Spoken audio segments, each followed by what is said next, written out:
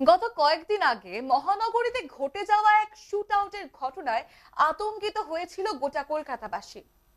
পার্কস্ট্রিটের গুলিকাণ্ডে আজ মোট 6 জনকে ব্যাংশাল আদালতে পেশ করা হয়। একলাশ বেগ এবং সোনা নামে দুই স্থানীয় যুবক বাইক নিয়ে যাচ্ছিলেন এবং একলাশের বাইক মূল অভিযুক্ত সোনার বাইককে ওভারটেক করে এবং সেখান থেকেই ঘটনার সূত্রপাত হয়। শুট আউটের ঘটনায় পুলিশের তরফে প্রাথমিকভাবে গ্রেফতার করা হয় 5 জনকে। এই 5 জন অভিযুক্তের নাম ফারুক খান, আসিফ আহমেদ, আফতার আলী খান, ম্যাথনুয়েল খান, শাব্বির খান। ভারতীয় দণ্ডবিধি যে ধারায় মামলা রুজু করা হয়েছে, আইপিসি 307 হত্যার চেষ্টা, IPC 34, IPC 25 A and B, 27 arms act.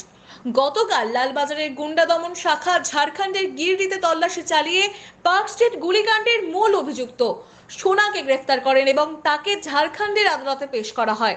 তাকে ট্রানজিট রিমান্ডে কলকাতায় নিয়ে আসা হয় এবং আজ ব্যাংশাল আদালতে তাকে পেশ করা হয়। ভারতীয় দণ্ডবিধি 307 এবং 34 আইপিসি এবং 25 ও 27 অস্ত্র আইনের বিরুদ্ধে তাদের মামলা রুজু করা হয়েছে এবং তাদেরকে 29শে জুন পর্যন্ত জেল হেফাজতের নির্দেশ দেওয়া হয়েছে।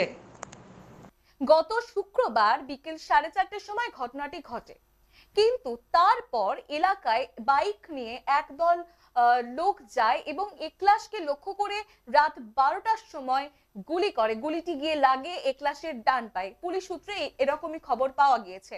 এরপর স্থানীয়রা একলাশ নামের ব্যক্তিকে হসপিটালে নিয়ে যায়। आप देख रहे हैं न्यूज़ UNI।